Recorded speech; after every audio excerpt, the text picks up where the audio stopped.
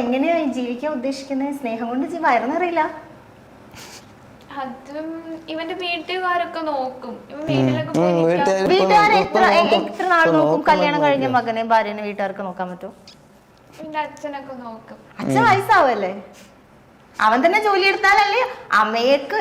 ശരിക്കും പറഞ്ഞാല് സ്ത്രീകൾക്ക് ഇപ്പൊ മോള് കുറച്ച് വർഷങ്ങൾ കഴിയുമ്പോൾ മനസ്സിലാവും. ഇപ്പൊ പേഴ്സണലി ഒരു ഇന്നർവെയർ വാങ്ങണമെങ്കിൽ അത് സ്വന്തം ക്യാഷിൽ നിന്ന് വാങ്ങുന്നതായിരിക്കും കുറച്ച് ബെറ്റർ. അല്ലെങ്കിൽ വിഷ്ണു വരുന്നത് വരെ വെയിറ്റ് ചെയ്തിരിക്കുക, വിഷ്ണുവിനോട് റീചാർജ് ചെയ്യാൻ പറയാ, വിഷ്ണുവിനോട് ഫുഡ് വാങ്ങാൻ പറയാ. അപ്പൊ തന്നെ അവള് ബുക്ക് ചെയ്യും. Hi hello viewers, welcome back to video. എല്ലാവർക്കും പുതിയൊരു വീഡിയോയിലേക്ക് സ്വാഗതം. അമയ ആൻഡ് വിഷ്ണു ഇവരാണ് നമ്മുടെ ഇന്നത്തെ ടോപ്പിക്ക്. ഇവര് ഒളിച്ചോടി കല്യാണം കഴിച്ച സമയത്ത് നമ്മുടെ വെറൈറ്റി മീഡിയ എന്ന് പറയുന്ന ഓൺലൈൻ ചാനൽ ഇവരുടെ ഒരു ഇന്റർവ്യൂ എടുത്തു. ആ ഇന്റർവ്യൂവില് പ്രസക്തമായിട്ടുള്ള ഒരു ഭാഗമാണ് നിങ്ങളിപ്പോൾ കണ്ടത്. ഇതിനകത്ത് മസ്താനി കൃത്യമായിട്ട് പറയുന്നുണ്ട്, അമയെ സ്വന്തമായിട്ടൊരു ജോലി കണ്ടെത്തണം, എല്ലാ കാലത്തും വിഷ്ണുവിനെ തന്നെ ആശ്രയിക്കുന്നത് നല്ലതല്ല. അതെല്ലാ പെൺകുട്ടികളോടും എല്ലാവർക്കും പറയാനുള്ള ഒരു കാര്യം തന്നെയാണ്. ഇന്നത്തെ കാലഘട്ടത്തിൽ നിങ്ങൾ സ്വന്തമായിട്ട് എന്തെങ്കിലും ഒരു ജോലി അത് കണ്ടെത്തുക, അല്ലെങ്കിൽ ഒരു ബിസിനസ് എങ്കിലും ആരംഭിക്കുക. അങ്ങനെ ആരംഭിച്ചില്ലെങ്കിൽ നിങ്ങൾ ചെന്ന് കയറുന്ന വീട്ടിൽ നിങ്ങൾക്ക് പട്ടിയുടെ വില പോലും കിട്ടില്ല. ഈ ഒരു കാര്യത്തോട് എതിർപ്പുള്ളവർക്ക് കമന്റ് ചെയ്യാം, അല്ലെങ്കിൽ ഞാൻ പറഞ്ഞതിനോട് യോജിപ്പുള്ളവർക്ക് യോജിപ്പുണ്ടെങ്കിൽ അതിനുള്ള കാരണം കൂടി കമന്റ് ചെയ്യുന്നത് നല്ലതായിരിക്കും. എന്തായാലും അതിനെല്ലാം ശേഷം ഈ അടുത്തിടെ അമയ അവരുടെ യൂട്യൂബ് ചാനലിൽ അത് ഒരു വീഡിയോ അപ്ലോഡ് ചെയ്തു. താനും വിഷ്ണുവും വേറെ പിരിഞ്ഞു എന്ന തരത്തിൽ ഒരു കാര്യം ഇവർ പറയുകയുണ്ടായി. അതിനുള്ള റീസണും ഇവർ പറഞ്ഞിട്ടുണ്ടായിരുന്നു. നമുക്ക് അതൊന്ന് കണ്ടു നോക്കാം. ഹായ് ഗൈസ്, അപ്പോൾ എൻ്റെ അക്കൗണ്ട് വന്നിട്ട് ഡിസേബിൾ ആയി പോയിരിക്കുവാണ്. അപ്പം ഞാൻ ഇങ്ങനൊരു ഇപ്പോൾ വീഡിയോ ചെയ്യുന്നത് വേറൊന്നും കൊണ്ടല്ല. വിഷ്ണുവിൻ്റെ കുറച്ച് കാര്യങ്ങൾ നിങ്ങളിങ്ങനെ അറിയണമല്ലോ. നിങ്ങൾ എന്നെ മാത്രമാണല്ലോ ഇങ്ങനെ കുറ്റം പറഞ്ഞിട്ടിരിക്കുന്നത്. അതിൻ്റെ സത്യാവസ്ഥ നിങ്ങൾ അറിയുന്നില്ല, അതുകൊണ്ടാണ് എന്നെ മാത്രം പറഞ്ഞിട്ടിരിക്കുന്നത്. അവൻ്റെ കുറച്ച് കാര്യങ്ങൾ ഞാൻ നിങ്ങളിപ്പോൾ കേൾപ്പിച്ചു തരാം. നിന്റെ കാമുകിയെ കിട്ടിയടാ സോന. നീ എന്താ പറഞ്ഞത്? ഒരെണ്ണമാണ് നീ ഒരെണ്ണം കൊണ്ടൊന്നും വരില്ല എൻ്റെ അടുത്ത്. 10-30 കൊണ്ട് എനിക്കറിയാലോ മോളെ.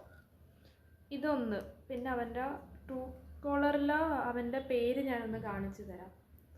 ഇപ്പം അവൻ്റെ പേരെന്താന്ന്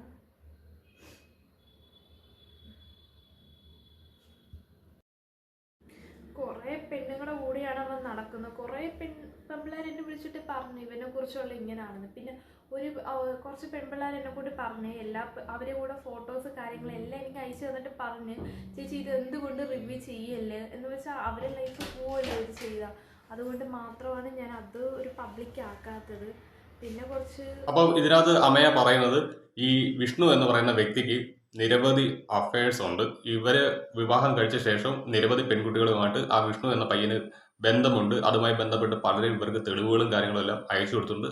അതൊന്നും മറ്റ് പെൺകുട്ടികളുടെ പ്രൈവസി ഓർത്തുകൊണ്ട് ഇവർ റിലീവ് ചെയ്യുന്നില്ല എന്നായിരുന്നു പറയുന്നത്. ബാക്കിയും കൂടി നമുക്കൊന്ന് കാണാം. ഇങ്ങനെ ഇവന്റെ മൊത്തം കാര്യങ്ങൾ, പിന്നെ കുറച്ച് ഫോട്ടോസ് കാര്യങ്ങൾ, ആദ്യം വന്ന ഒരാളൊന്നുമല്ല, കുറേ 30 പേരുണ്ട്. പിന്നെ അവനാണെങ്കിൽ പറഞ്ഞൊരു റെക്കോർഡും നീ ഇങ്ങോട്ട് മെസ്സേജ്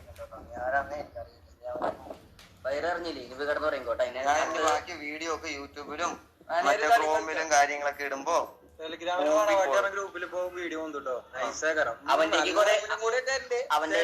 നമ്മളൊന്നും മറക്കരുത്. അവന്റേക്ക് കുറെ ക്ലിപ്പുകൾ ഗ്രൂപ്പുകളിൽ, അവന്റേക്ക് ഒരു ഗ്രൂപ്പുകളിൽ അതിലൊക്കെ നോക്കി ഇതിലൊക്കെ വരും. സത്യം വരും അഞ്ചു 100% എനിക്കറിയാം. എന്തായാലും ഇട്ടു ഞങ്ങ ഉറപ്പ് കേട്ടല്ല. നീ അന്ന് 2 മണിക്ക് കണ്ടല്ലേ നിന്റെ ഫോൺ ഞാൻ എടുക്കണേ. എന്തായാലും വരും. അതില് വന്നില്ലെങ്കിൽ എനിക്കറിയാലോ എന്റെ അടുത്ത് എങ്ങനെയാന്ന്. എന്തായാലും വരും 100%. ആ വീഡിയോ എന്തായാലും വരും. ഇതാണെങ്കിൽ വന്നിട്ട് ഞാൻ എന്ന് വെച്ചാൽ കുറേ ഫോട്ടോസും കാര്യങ്ങളും ആർക്കും അയച്ചു കൊടുത്താൽ നമ്മൾ, പിന്നെ ഞാൻ ആർക്കും അങ്ങനെ അയച്ചു കൊടുത്തിട്ടൊന്നുമില്ല എന്നത് എനിക്ക് ഉറപ്പുണ്ട്. ഇവന് ഞാൻ അയച്ചു കൊടുത്തിട്ടുണ്ടായിരുന്നു ഞാൻ പ്രേമിക്കുന്നൊരു ടൈമിൽ. അത് വന്നിട്ടാണ് ഇപ്പം അവൻ പറയണത് എന്തായാലും എൻ്റെ ഫോട്ടോസും കാര്യങ്ങളും അവൻ പബ്ലിക് ആക്കും എന്നൊക്കെയാണ് പറയണത്. പിന്നെ ഇവനെന്ന് വെച്ചാൽ നിങ്ങൾ വിചാരിക്കുന്ന പോലെ ഒരാളെയല്ല. അവന് കുറേ പെണ്ണുങ്ങളുണ്ട്. എന്നെക്കൊണ്ട് കുറേ പെണ്ണുങ്ങൾ മെസ്സേജ് ഇട്ട്, ഞാൻ വേണമെങ്കിൽ ചെറിയൊരു ഇതൊക്കെ ഞാനിപ്പോൾ കാണിക്കാം ഈ വീഡിയോയിൽ. കുറേ ഉണ്ട്. അപ്പോൾ ഇതാണ് അമയുടെ അന്നത്തെ വീഡിയോയുടെ കുറച്ച് ഭാഗങ്ങൾ നിങ്ങളിപ്പോൾ കണ്ടതാണ്.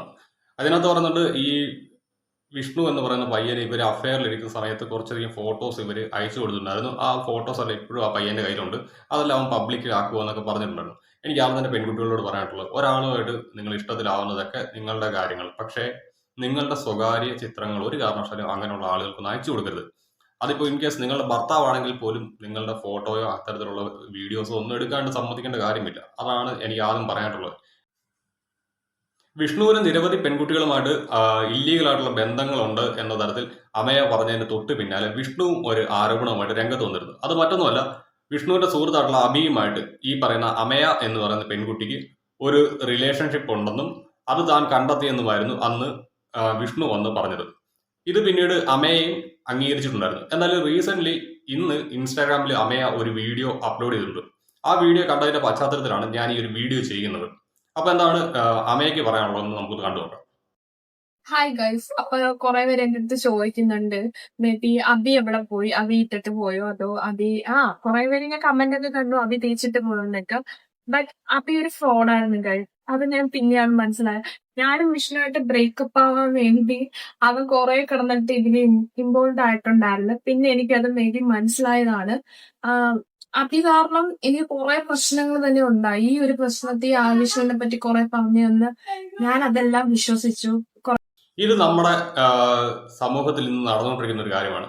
അതിപ്പോൾ അറേഞ്ച്ഡ് മാരേജ് ആണെങ്കിലും ലവ് മാരേജ് ആണെങ്കിലും നമ്മൾ നമ്മുടെ ഫ്രണ്ട്സിന് നമ്മുടെ പേഴ്സണൽ ലൈഫിൽ അധികം ഫ്രീഡം കൊടുക്കുമ്പോഴത്തേക്ക് സംഭവിക്കുന്ന ഒരു കാര്യമാണ്.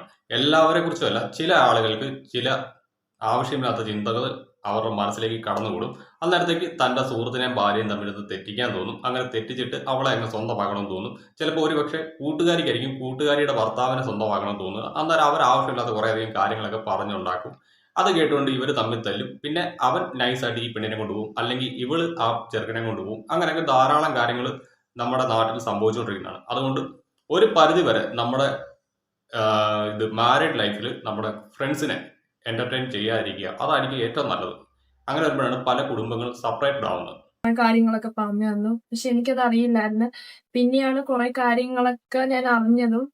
പിന്നെ നിങ്ങളൊക്കെ വിചാരിക്കുന്നുണ്ടാവുമല്ലോ, അന്നേ ഇവൻ കാരണം ഞാനും വിഷ്ണുവിന്റെ ബ്രേക്കപ്പിന്റെ ഒരു സിറ്റുവേഷൻ എത്തി. പക്ഷെ അന്ന് ബ്രേക്കപ്പ് ആയിരുന്നു, പക്ഷെ ഇന്ന് ബ്രേക്കപ്പ് അല്ല. ഞങ്ങൾ വീണ്ടും ഒന്നായിരിക്കുന്നു ഗൈസ്. പിന്നെ ഈ ഞങ്ങളുടെ റിലേഷൻഷിപ്പിലോട്ട് ഈ അബി എന്ന് പറഞ്ഞവൻ വന്നപ്പോ തൊട്ടാണ് ഇങ്ങനെ കുറെ പ്രശ്നങ്ങൾ ഉണ്ടായത്. ഇതിനകത്ത് ഇപ്പോൾ ഇവര് തമ്മിൽ ഒന്നായിട്ടുണ്ട്. അമയെയും വിഷ്ണുവും പഴയ കണക്ക് ഒന്നായിട്ടുണ്ട്. പക്ഷേ ഇവരുടെ ജീവിതം തകർത്തതിനകത്ത് മുഖ്യ പങ്ക് വഹിച്ചത് അബി എന്ന് പറഞ്ഞ ഒരു ചെറുപ്പക്കാരനാണ്, അല്ലെങ്കിൽ ഈ വിഷ്ണുവിന്റെ സുഹൃത്താണ്. ആ ഒരു വ്യക്തി വന്നു വിഷ്ണുവിനെ കുറിച്ച് ആവശ്യമില്ലാത്ത കാര്യങ്ങൾ പറഞ്ഞ് ഈ പെൺകുട്ടിയെ തെറ്റിദ്ധരിപ്പിച്ച് അവൻ നൈസായിട്ട് ഈ പെണ്ണിനെ ട്യൂൺ ചെയ്ത് വളയ്ക്കാണ്ടുള്ള പരിശ്രമമായിരുന്നു നടത്തിയത്. അതൊന്നും മനസ്സിലാക്കാതെ ഈ പെണ്ണ് എന്ന് ഇതിനകത്ത് തലവെച്ച് കൊടുത്തു. അതാണ് ഇതിന്റെ യാഥാർത്ഥ്യം. എന്നാലും ബാക്കിയും കൂടെ നമുക്ക് കാണാം. കാര്യങ്ങളൊക്കെ കണ്ട് എനിക്ക് മനസ്സിലായി. അപ്പൊ തൊട്ടാണ് ഇങ്ങനത്തെ കുറെ പ്രശ്നങ്ങൾ ഉണ്ടായത്. പിന്നെ ഗൈസ്, ഇപ്പോൾ ഞങ്ങൾ ബ്രേക്കപ്പ് അല്ല, ഇപ്പോൾ ഞങ്ങൾ വീണ്ടും ഒന്നായിരിക്കുന്നു ഗൈസ്. അപ്പൊ എന്തായാലും അതൊരു നല്ല കാര്യം. ഒന്നിച്ച് ജീവിക്കുകയാണെങ്കിൽ ജീവിക്കട്ടെ. പക്ഷെ ഇനിയും വല്ലവനൊക്കെ ഇടയ്ക്ക് കയറി കളിക്കുമ്പോഴത്തേക്ക് അങ്ങോട്ടും ഇങ്ങോട്ടും പരസ്പരം ചെളി വാരി എറിയാതെ ഉള്ള ജീവിതം സന്തോഷത്തോടെ ജീവിച്ചുകൊണ്ട് മുന്നോട്ട് പോവുക. അപ്പോൾ ഗൈസ്, നിങ്ങളുടെ അഭിപ്രായം ഇതിനെക്കുറിച്ചുള്ള ഒന്ന് കമന്റ് ചെയ്യുക. ബൈ.